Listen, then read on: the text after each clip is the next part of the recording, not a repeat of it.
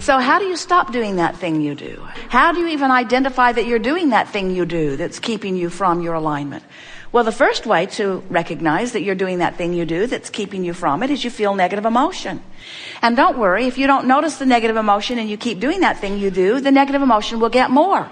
And if you still ignore it, don't worry if you don't stop doing that thing you do, which is complaining, which is criticizing, which is pushing against, which is, you know what it is. If you still continue to do that thing you do that holds you in resistance to all that you are, it just gets bigger and bigger and bigger until eventually you have a manifestational indicator. And to be really accurate and fair with you, you constantly have manifestational indicators. What you're living, your life as it is right now, is a perfect manifested indicator of your mix of vibration. So the money in your bank account matches your mix.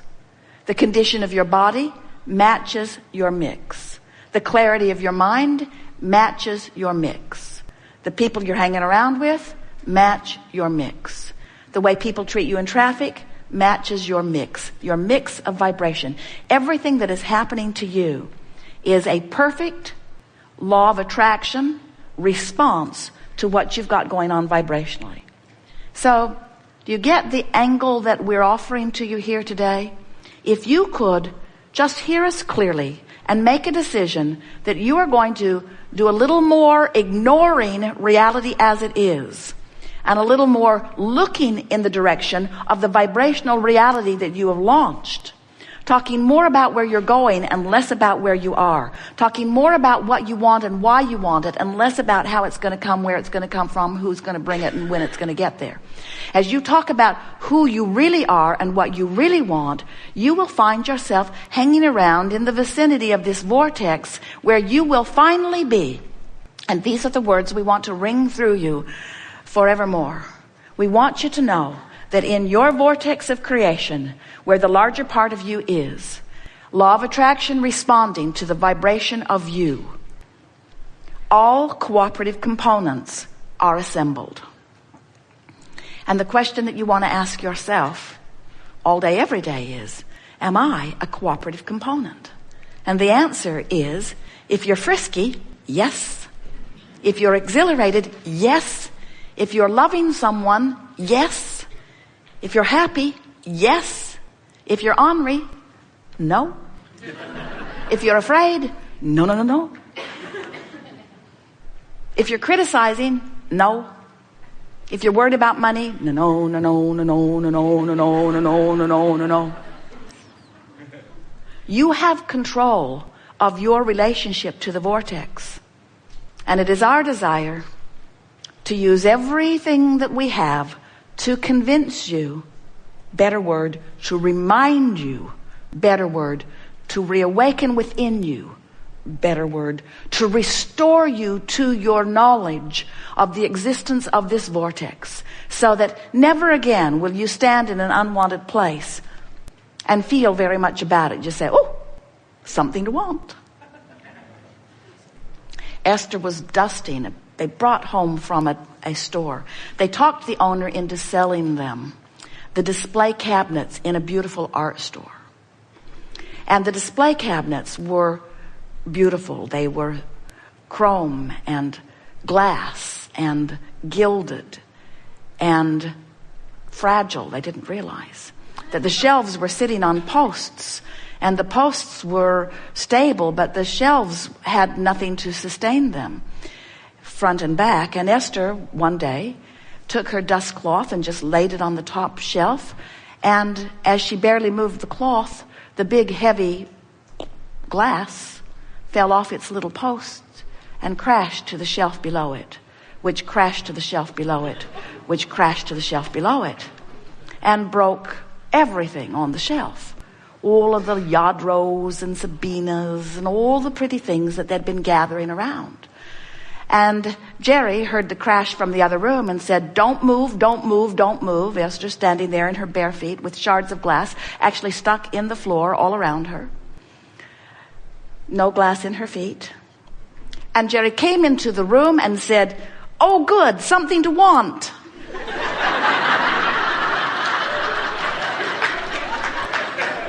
And he meant it. He meant it. He meant it. Because for weeks and months and years, Esther would see something pretty in a shop and Jerry would say, now where will you put it? And now Esther is saying, now I have a place for many new things.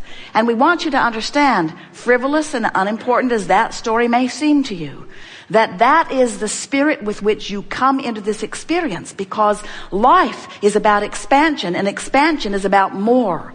And it is only when the larger part of you is expanded and you haven't let the rest of you catch up with it that you feel discord or discomfort. So what happens as you live your life just like you knew you would? The contrast helps you to do step one. Step one causes you to ask, and you do it all day, every day. You cannot turn that asking off. The entire universe is established to provide for you and everyone else you know this opportunity to continue to expand and evolve, even if you are a one-celled organism. So you're asking. And Source is not just answering. Source is literally becoming the vibrational equivalent of what you are asking for. And because the inner being within you, the Source within you, gives undivided attention to the new and improved expansion that you've carved out of your leading edge life experience, when you focus on the opposite of what you have now asked for, let's say it a better way, when you focus upon the opposite of what you have evolved to, do you get it? Do you get that life caused you to ask and the larger part of you evolved to a new vibrational stance? And when you don't go, you don't feel good. That's what that separation, that's what negative emotion is. That's what the tug of war within you often is. In other words, the larger part of you went someplace that the physical part of you is holding out on. When you feel frisky, you went. When you feel exhilaration, you went. When you are in love, you're there. In other words, this is a vibrational vortex of attraction. And the better you feel, the closer to the vortex you are. And when you feel wonderful, you're in this vortex. Now, the benefit of being a vibrational match to what's in the vortex is you now have clear sight. You know what to do. Your impulses are right on key. Your timing's good. You feel exhilaration. The words that flow forth from you are accurate and on point every single time. When you're in the vortex, you're tuned in, tapped in, turned on. When you're in the vortex, you're all that life has caused you to become. And that's really, really a lot. Because you were a great deal before you came into this body, and being here, you've become more still. You are source energy in physical bodies. And when you're complaining, you're not letting yourself be it. So, when you come to realize that you are source and that you didn't come ever to get it all done, you came for the joyous expansion. You came for the opportunity to explore contrast and to give birth to new ideas. And then it was your absolute intention, once you gave birth to another rocket of desire, to turn as the source within you does and give your undivided attention to the new idea. You did not intend to look back at the contrast that caused you to ask in order to justify the asking by pointing out how bad it was. And yet in your physical form, you've made an art of that. You often are justifying or rationalizing or defending. I need it because I don't have it. It's not fair.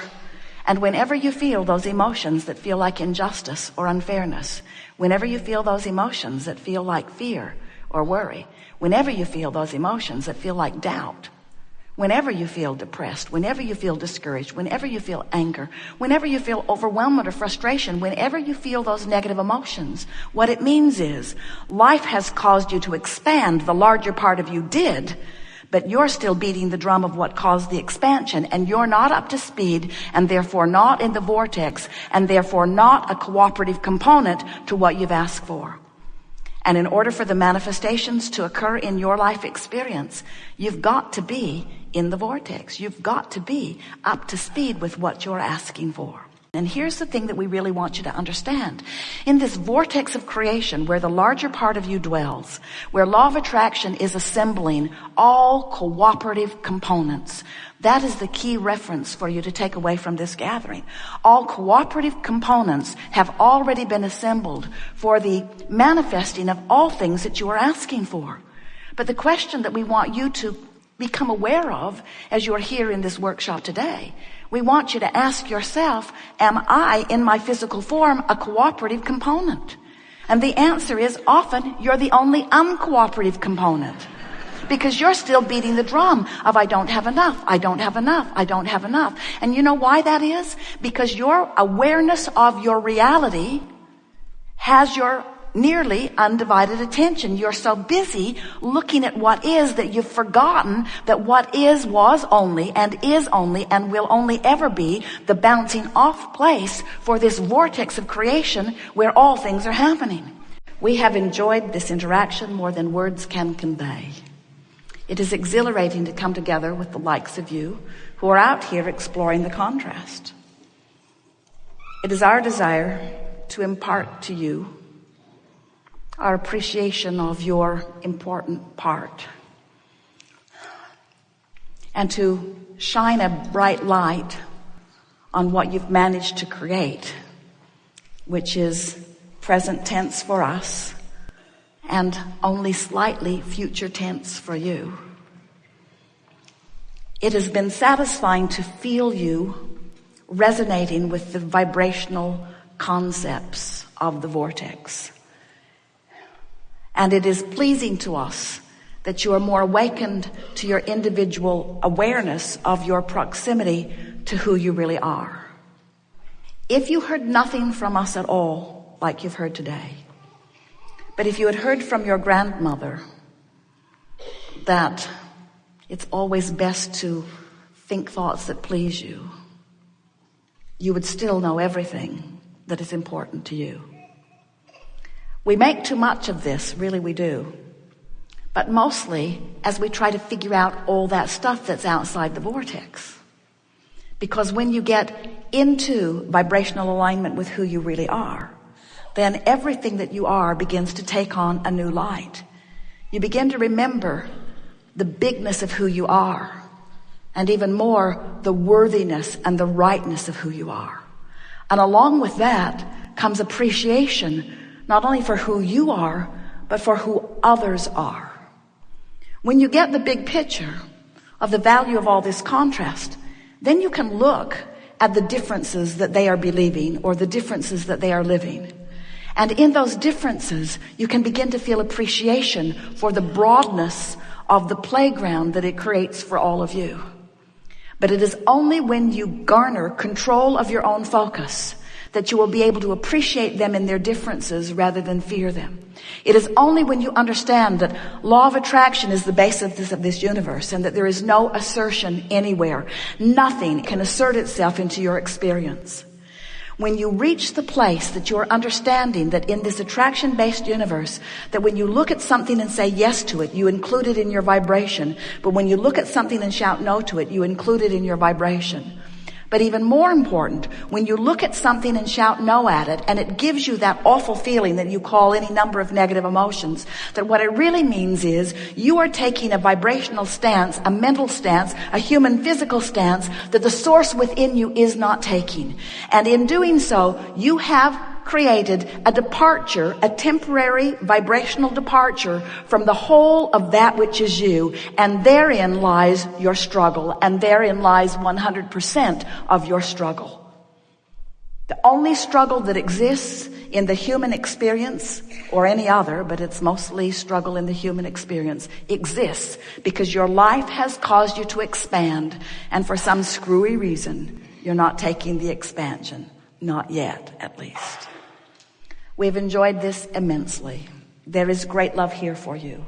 And as always, we remain eternally and joyfully and expectantly incomplete.